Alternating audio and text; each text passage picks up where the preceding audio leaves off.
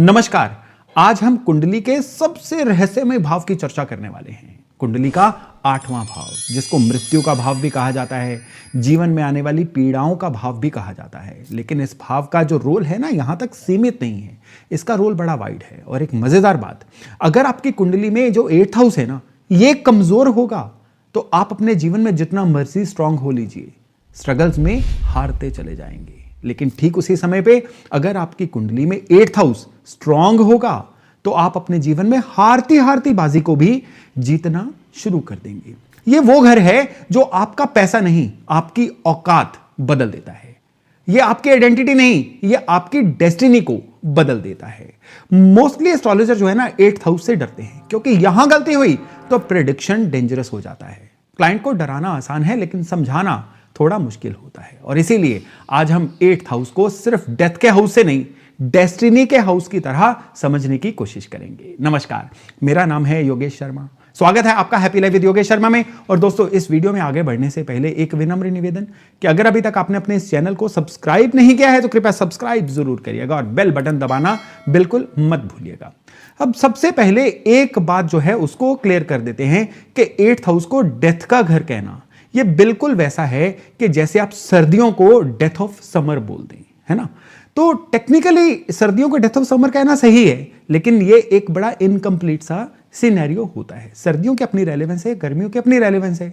तो यहां पे ये जो 8th हाउस है ना, ये एक प्रोसेस दिखाता है, ये एक जर्नी दिखाता है। जैसे फर्स्ट हाउस आपके पैदा होने का घर है, सेकेंड हाउस आपके जीवन में सर्वाइव करने का घर है, 7वां भाव जो है ये आपके जीवन में रिलेशंस को एक्सप्लोर करता है। तो 8th हाउस आपके जीवन में बदलाव को, ट्रांसफॉर्मेशन को इंडिकेट करता है। ट्रांसफॉर्मेशन का मतलब सिर्फ बदलाव नहीं होता। ट्रांसफॉर्मेशन का मतलब होता है पुरानी आइडेंटिटी को मारना और फिर नई आइडेंटिटी में जन्म लेना। इस बात को समझ के रखिए, आपको 8th हाउस की वर्किंग बड़े अच्छे से समझ आनी शुरू हो जाएगी। आप क्राइसिस में कैसे रिएक्ट करते हो, ये 8th हाउस बताता है। सडन लॉस अगर जीवन में हो जाए, उनको हैंडल कैसे करते हो, ये 8th हाउस बताता है।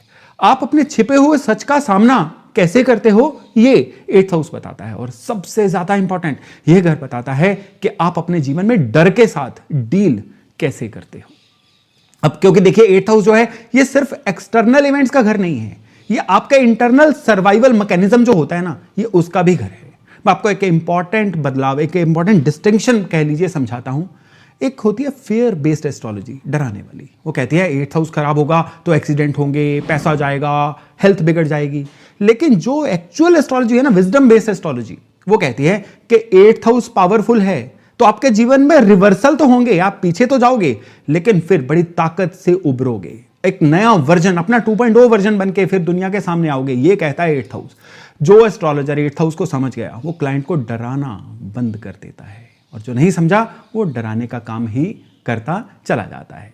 वो जो 8th हाउस है ना, ये आपको दरअसल एम्पावर करता है। तो आज से आप भी अपने 8th हाउस को एक नई नजर से देखना शुरू कर देंगे, ये मेरा आपसे वायदा है।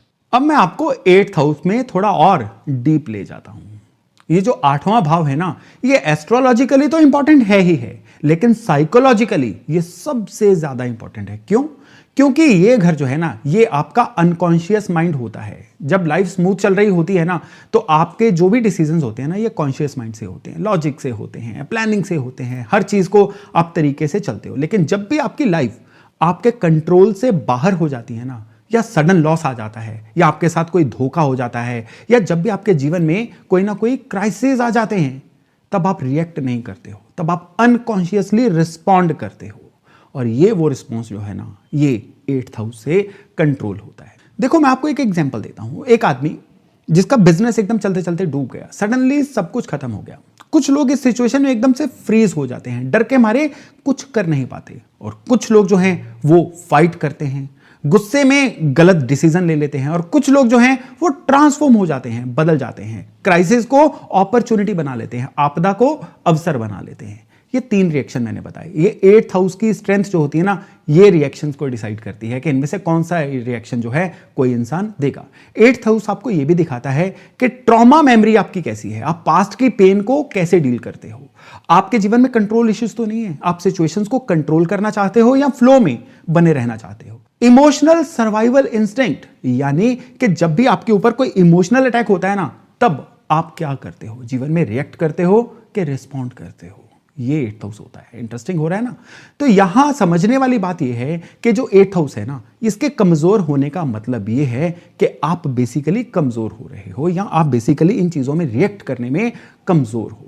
आपको क्राइसिस हैंडलिंग इस केस में सीखनी पड़ेगी। इसका यह मतलब नहीं है कि आप जीवन में फाइट नहीं कर सकते। अब आपको ट्रेन करके खुद को क्राइसिस हैंडलिंग जो है उसको सीखनी पड़ेगी, क्योंकि जो चीज अनकॉन्शियस लेवल पे वीक है ना, उसको कॉन्शियस एफर्ट से स्ट्रांग बनाया जा सकता है। तो अगर आपकी कुंडली में 8th हाउस के चैलेंजेस दिख रहे हो ना, तो घबराइए मत, समझिए, सीखिए और इवॉल्व करिए। और अब मैं आपको एक ऐसी बात बताता हूं जो मोस्टली एस्ट्रोलॉजर नहीं बताते, क्योंकि ये बातें जो है ना, ये टेक्स्ट बुक में नहीं है, ये काफी चार्ट्स को पढ़ने के बाद समझ में आती हैं।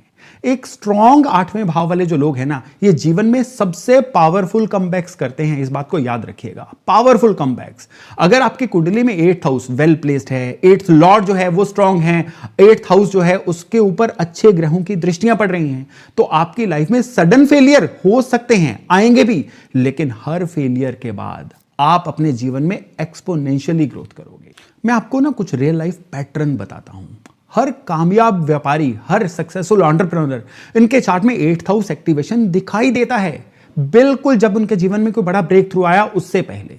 हर पावरफुल पॉलिटिशियन अपने जीवन में किसी ना किसी मैसिव डाउनफॉल का सामना करता है, फिर ज्यादा स्ट्रांग बन के जगत के सामने आता है। कोई भी स्पिरिचुअल गुरु जो है ना, उसको भी अपने आइडेंटिटी डेथ का सामना पहले करना पड़ा, नई आइडेंटिटी दुनिया के सामने बनाने के लिए। और ये कोई कोइंसिडेंस नहीं है, ये 8th हाउस का एक नेचुरल प्रोसेस है। देखो, कमजोर 8वां भाव जो है ना, इसका पैटर्न क्या होता है? कमजोर 8वें भाव का पैटर्न होता है कि ये लोग ना फेयर ड्रिवन डिसीजन लेते हैं, यानी डर के मारे जो डिसीजन होते हैं ना, उनको कभी भी लॉस, रिजेक्शन या क्राइसिस का डर रहता है। ये लोग जो है ना, कैलकुलेटेड रिस्क भी नहीं ले पाते और सेफ जोन में, कंफर्ट जोन में रहना पसंद करते हैं। और सेफ जोन में रहने से ट्रांसफॉर्मेशन तो जीवन में आ नहीं सकता।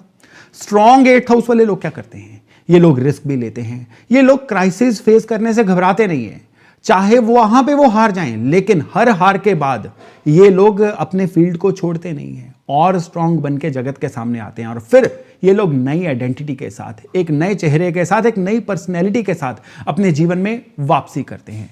तो क्लियरली इस बात को समझ लीजिए कि 8th हाउस आपको कमजोर नहीं बनाता है, 8th हाउस आपको अनब्रेकेबल बनाता है। इस बात को आप लिख के समझ लीजिए। चलिए अब हम आते हैं सबसे इंपॉर्टेंट पार्ट पे, 8th लॉर्ड की प्लेसमेंट पे। 8th लॉर्ड की जो प्लेसमेंट है ना, ये बड़ी इंपॉर्टेंट है आपके चार्ट में। इसको समझ लिया तो अपने चार्ट को मान लीजिए कि आपने डीकोड कर लीजिए। ज्यादातर एस्ट्रोलॉजर ना इसको बड़ा मैकेनिकली पढ़ते हैं, ये बड़ी ट्रेजेडी है। जैसे कि 8th लॉर्ड 1st हाउस में आ जाएगा तो आपको हेल्थ इश्यूज आ सकते हैं, 8th लॉर्ड 7th हाउस में आ जाएगा तो आपको मैरिज इश्यूज आ सकते हैं। यानी वो 8th लॉर्ड को इशू ही मानते हैं, जिस भाव में जाएगा उस भाव के प्रति इशू देगा। नहीं, ऐसा नहीं है, ये प्रेडिक्शन नहीं है, ये फेयर मॉन्गरिंग है। ये एक तरह से आप कह लीजिए कि डर की दुकानदारी हो रही है। तो बड़े ध्यान से सुनिएगा कि 8th लॉर्ड जो है हर भाव में नतीजे किस तरह से देता है। जब ये 8th लॉर्ड 1st हाउस में बैठा होगा ना, तो आपकी आइडेंटिटी को कॉन्स्टेंटली क्राइसिस मोड में लेके जाएगा। ये लोग कौन हैं, ये लोग क्या करना चाहते हैं, क्या बनना चाहते हैं, ये क्वेश्चन इनके दिमाग में हमेशा चलता रहता है जब ये 8th लॉर्ड 1st हाउस में होगा। इनका पर्सनैलिटी डीप है, मिस्टीरियस है, लोग इन्हें इजीली समझ नहीं पाते हैं। और अगर ये प्लेसमेंट वेल मैनेज हो, यानी यहाँ पे दृष्टि वगैरह अच्छी हो और साथ में अच्छे ग्रह भी बैठे हों, ये लोग जो है ना चुंबक बन जाते हैं, ये लोग मैग्नेटिक पर्सनैलिटी बन जाते हैं। ये लोग खुद बार बार अपने आप को री इन्वेंट करते हैं। हर 5-6 साल में ना ये एक नई आइडेंटिटी के साथ, एक नए बिहेवियर के साथ जगत के सामने आते हैं। ये लोग जो है ना, ये एक्टर्स, ये ट्रांसफॉर्मेशनल कोचेज, थेरेपिस्ट, इनमें इनकी प्लेसमेंट जो है ना बहुत बार देखी जाती है, क्योंकि खुद भी बदलते हैं और इनके आसपास जो माहौल होता है ना, ये उसको बदलने में भी बहुत कैपेबल होते हैं। लेकिन अगर यहां पे ये प्लेसमेंट मिसहैंडल्ड होना, यानी खराब ग्रह बैठ जाएं, खराब दृष्टियां बहुत आ जाएं, तो इन लोगों में सेल्फ डाउट बहुत ज्यादा फंस जाता है। यानी मैं कौन हूं, मैं कर क्या रहा हूं, मेरा जीवन का पर्पस क्या है, कंफ्यूजन्स। और इसी कंफ्यूजन की वजह से इनके जीवन में डिसीजंस डिले होते रहते हैं। और यहां पे रेमेडी सिंपल है, सेल्फ अवेयरनेस की प्रैक्टिस करो, अपना जर्नल लिखो, अपने मन की बातों को किसी से शेयर कर लो। जितना ज्यादा ये खुद को समझने की कोशिश करेंगे ना, उतना ज्यादा अपने जीवन में ये स्टेबल फील करना शुरू कर देंगे। 8th लॉर्ड जब 2nd हाउस में आता है, 2nd हाउस जो है, अब यहां पे देखिए 2nd हाउस फाइनेंसेस का हाउस है, तो फाइनेंशियल स्टेबिलिटी जो है ना, इनके जीवन की बड़े अप्स एंड डाउन से भरपूर होती है। लेकिन ये सिंपल पैसा आएगा जाएगा वाला केस नहीं होता है। ये प्लेसमेंट इनको बताती है कि आपके जीवन की जो वैल्यूज है ना, ये लगातार बदलती चली जा रही है। जो चीज आपके लिए 5 साल पहले बहुत इंपॉर्टेंट थी ना, अब इन लोगों को उसमें इंटरेस्ट ही नहीं होगा। यानी इनके जीवन की प्रायोरिटीज, वैल्यूज हर 5 से 6 साल के टेन्योर में ना बहुत ड्रामेटिकली बदलती चली जाती हैं। अब ये यहाँ पे 8th लॉर्ड अगर स्ट्रांग होना, तो मैंने देखा है कि इन लोगों को ना कोई हिडन वेल्थ भी इनके जीवन में अनलॉक हो जाती है। अचानक से आने वाला धन भी इनके जीवन में बहुत भरपूर मात्रा में आता है। Insurance money, inheritance, sudden financial gains, ये इनके जीवन में भरपूर दिखते हैं। स्टॉक मार्केट के ट्रेडिंग वगैरह भी इनके जीवन में बहुत अच्छे से इनको फल देके जाती है। लेकिन यहाँ पे 8th लॉर्ड अगर कमजोर प्लेसमेंट में बैठा हो ना, तो इंपल्सिव स्पेंडिंग, इमोशनल डिसीजंस के ऊपर पैसा बर्बाद, ये भी इनके जीवन में काफी ज्यादा होता है। तो क्या करना चाहिए इनको अपने जीवन में फाइनेंशियल डिसिप्लिन जो है बड़े अच्छे से बना के रखना चाहिए। ये निगोशिएबल है ही नहीं। और इनको हमेशा अपने पास ना एक इमरजेंसी फंड जरूर रखना चाहिए। एक कॉर्पस होता है ना, उसको बना के रखना चाहिए इमरजेंसीज के लिए। और अपने इंश्योरेंसेज को बड़ा इंटैक्ट रखना चाहिए। 8th लॉर्ड 3rd हाउस में, ये बड़ा इंटरेस्टिंग प्लेसमेंट है, क्योंकि 3rd हाउस जो है ना, ये आपकी कम्युनिकेशंस का है, सिबलिंग्स का है, करेज का है। और यहाँ पे 8th लॉर्ड जो है ना, ये क्या करता है, आपका कम्युनिकेशन करने का जो स्टाइल है ना, ये बड़ा रहस्यमय, ये बड़ा इंटेंस होता है। ये लोग जो है ना, सतही बातें, जिसको हम कहते हैं ना कि सरफेस लेवल की बातें नहीं करते, डीप कन्वर्सेशन जो होती है ना, ये उसमें यकीन करते हैं। सिबलिंग के साथ, अपने भाइयों बहनों के साथ इनके जो संबंध है ना, ये बनते बिगड़ते रहते हैं। सडन सेपरेशंस, एकदम से रिकनेक्शन, ये भी इनको अपने जीवन में देखने को मिलता है। लेकिन 8th लॉर्ड अगर यहाँ पे अच्छा है ना, अच्छी दृष्टियों के साथ है, तो ये लोग बड़े अच्छे राइटर, बड़े अच्छे रिसर्चर, इन्वेस्टिगेशन करने वाले जर्नलिस्ट, पत्रकार, ये बहुत अच्छे होते हैं। करेज भी इनमें कमाल की बन जाती है। लेकिन ठीक उसी समय पे अगर यहाँ पे 8th लॉर्ड कमजोर हो, नीच हो, खराब दृष्टियों में हो, तो कम्युनिकेशन में ना इनके मैनिपुलेशन आ सकता है। अपने मन, मतलब डबल कई ऐसी बातें कर दें जिनके कोई भी 2 मतलब निकल जाएं और अपने मनपसंद मतलब को ये लोग लगा लें। अपने कम्युनिकेशन को इनको हमेशा साफ सुथरा एक लाइन में रखना होता है। जितना इनकी कम्युनिकेशन में प्रॉब्लम आएगी ना, उतना ये जीवन में उलझते चले जाएंगे।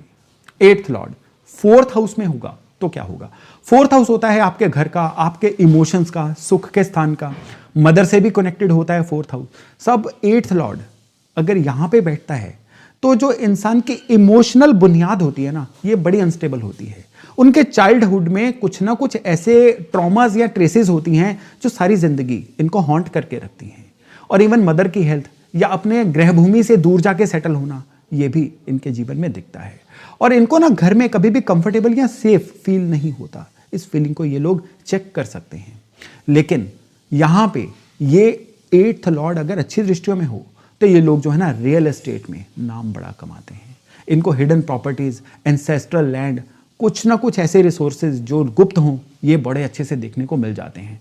और सबसे बड़ी बात क्या है कि इनकी जो इनर हीलिंग होती है ना, ये भी बड़ी नेचुरल होती है। यानी कोई भी दिक्कत आए, खुद को ये हील बड़े अच्छे से कर लेते हैं। 8th लॉर्ड इन 4th हाउस। अब यहाँ पे बुरी दृष्टियां हों, तो ये लोग क्या करते हैं, एक ही जगह पे टिक के नहीं रह सकते। आज घर ले लिया ना, 2-4 साल बाद उस घर से उकता जाएंगे और नया घर ढूंढने की कोशिश करेंगे, या अपने घर के अंदर कॉन्स्टेंटली चेंजेस लेके आते चले जाते हैं।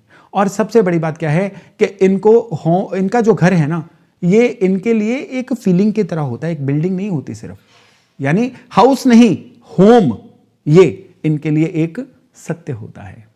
अब 8th लॉर्ड अगर 5th हाउस में आ जाए, 5th हाउस जो है क्रिएटिविटी का है, बच्चों का है, रोमांस का है। 5th हाउस जो है ये आपके स्पेकुलेशंस का, गैम्बलिंग का भी है। तो यहां पे नई चीज क्या होती है कि 8th लॉर्ड यहां पे आ जाएगा ना, ट्रांसफॉर्मेशन किसके थ्रू आएगी? क्रिएटिविटी के थ्रू। क्रिएटिविटी इनके जीवन का अभिन्न पार्ट बन जाती है। ये लोग ना रूटीन क्रिएटिव वर्क नहीं करते, ये intense, deep, transformational creative work करते हैं। रोमांस भी इनका सरफेस लेवल का नहीं होता, सोल लेवल का जो कनेक्शन आपने पढ़ रखा, सुन रखा है ना, ये इनके लिए होता है। और बच्चों के साथ भी इनका रिलेशन बड़ा डीप होता है, लेकिन बड़ा फंबलिंग सा होता है, कभी क्लोज, कभी बहुत ही ज्यादा दूरियां बन जाती हैं।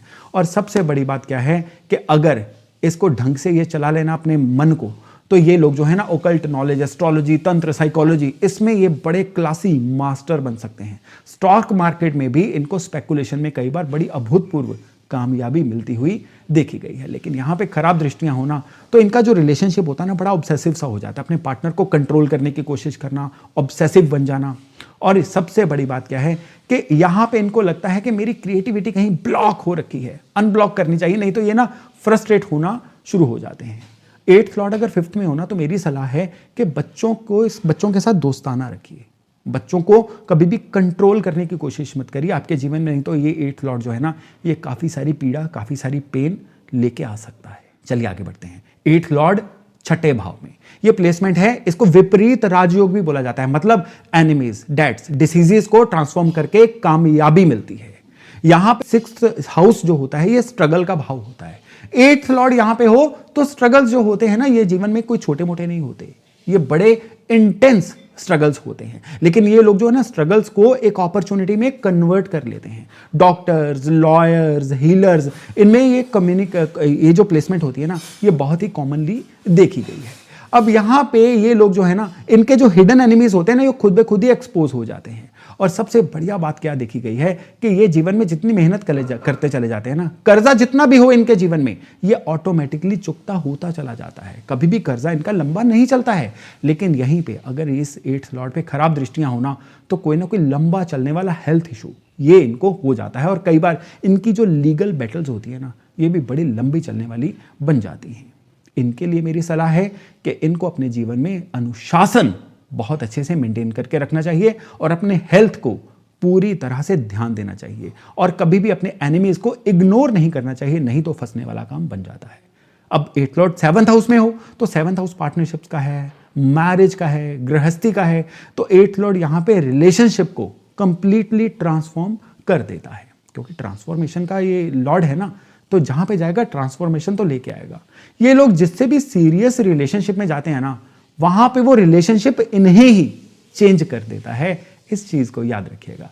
यहां पे इनका जो स्पाउस है ना, उसका बिहेवियर बड़ा रहस्यमय सा हो सकता है और फिर इनको जो साइकोलॉजी वगैरह है ना, उसमें भी काफी ज्यादा इंटरेस्ट हो जाता है। यहां पे 8th लॉर्ड अगर अच्छा हेल्दी हो ना, अच्छी दृष्टियों में हो, तो ये लोग एक बड़े पावर कपल्स बन के सामने आते हैं, एक बड़ा आइडियल कपल जिसको बोलते हैं। बिजनेस में, पार्टनरशिप में इनको एकदम से गेन भी हो जाते हैं। लेकिन यहीं पे अगर 8th लॉर्ड पे खराब दृष्टियां हो तो एक दूसरे को कंट्रोल करने के जो इश्यूज होते हैं ना, ये इनके मैरिड लाइफ में बहुत ज्यादा देखने को मिलते हैं। तो मेरी सलाह इनको है कि आप चाहे मैरिड लाइफ में हैं, आप चाहे पार्टनरशिप में हैं, अगर आपका ये योग है ना, तो आपको ट्रांसपेरेंसी बना के रखनी है। कंट्रोल को थोड़ा ढीला छोड़िए, सामने वाले की अपनी खुद की एक आइडेंटिटी है, उसका सम्मान करिए और बिना बात के जजमेंटल मत होइए, खास तौर पे अपनी गृहस्थी या पार्टनरशिप में। अब आगे बढ़ते हैं। 8th लॉर्ड 8वें ही भाव में।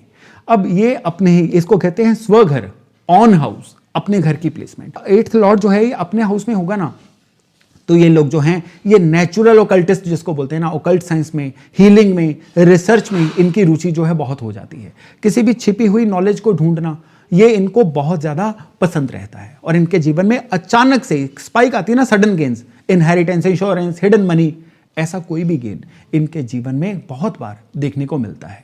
और जैसा मैंने बताया कि एस्ट्रोलॉजी या किसी भी ओकल्ट का फील्ड, ये इसमें बहुत अच्छे से एक्सेल कर सकते हैं। और इनके जीवन में आयु भी जो इनकी होती है ना, ये ईश्वर की कृपा से काफी अच्छी बन जाती है। और सबसे बड़ी बात क्या है कि अगर यहाँ पे इस लॉर्ड के ऊपर कोई खराबी हो ना, तो जैसे होता है ना कि कोई काला जादू, ब्लैक मैजिक या कुछ ना कुछ ओकल्ट का ऐसा फील्ड जो ग्रे फील्ड होता है, ये उसमें नॉलेज लेके अपनी जिंदगी को काफी ज्यादा मुश्किल भी बना लेते हैं। तो मेरी सलाह इनको है कि ये पॉजिटिव साइड में रहें और नॉलेज का कभी भी मिस यूज ये ना करें। और सबसे बड़ी बात क्या है कि नॉर्मल लाइफ को भी जीने की कोशिश करें। जरूरी नहीं है कि आपको बड़ी बड़ी मालाएं डाल के या बड़ी एक अजीब सी लाइफस्टाइल को ही फॉलो करना है। अब 8th लॉर्ड अगर 9th हाउस में हो, जिसको हम धर्म का, हायर लर्निंग का या फादर का, किस्मत का या लॉन्ग जर्नीज का भाव मानते हैं, तो यहां पे आपके जीवन में जो भी फेथ सिस्टम डेवलप होगा ना, वो क्राइसिस के थ्रू होगा, ये याद रखिएगा। ये लोग किसी भी बड़े से बड़ी मिस्ट्री को भी अपने जीवन में डीकोड कर लेते हैं। मेरे जीवन का पर्पस क्या है, मेरे पिता के साथ संबंध इतने कॉम्प्लेक्स क्यों हो रहे हैं, ये इन चीजों के तह में जाते हैं और उसका सॉल्यूशन भी देते हैं। ये लॉर्ड अगर यहाँ पे अच्छा होना, तो ये लोग जो हैं, ये बड़े अच्छे गुरु, स्पिरिचुअल टीचर, फिलोसोफर, रिसर्चर, ये बहुत अच्छे से बन जाते हैं। लेकिन अगर यहाँ पे 8th लॉर्ड खराब हो, तो सबसे बड़ी बात क्या है कि अपने ही धर्म को चेंज कर लेना, अपने धर्म के बारे में शंका करना, ये भी इनको लगातार हॉन्ट करता है। और फिर इनका ना अपनी किस्मत पे भरोसा नहीं रहता, अपनी डेस्टिनी पे ये लोग डाउट करते रहते हैं। और इनके फादर को भी, इनके जो मिडिल एज होती है ना, यानी इनकी जो टीन से यंग एज में जा रहे होते हैं, उस समय में इनके फादर को भी देखा गया है कि काफ़ी तकलीफें आती हैं। अब आगे बढ़ते हैं। 8th लॉर्ड 10th हाउस में। अब 10th हाउस जो है आपकी रेपुटेशन का है, आपकी अथॉरिटी का है, करियर का हाउस है, आपकी पब्लिक इमेज कैसी रहेगी, ये भी 8th हाउस से देखा जाता है। तो यहां पे करियर में सडन अप्स एंड डाउन्स ये 8th लॉर्ड देता है। ये लोग ट्रेडिशनल करियर पाथ जो है ना, ये उसको फॉलो नहीं करते।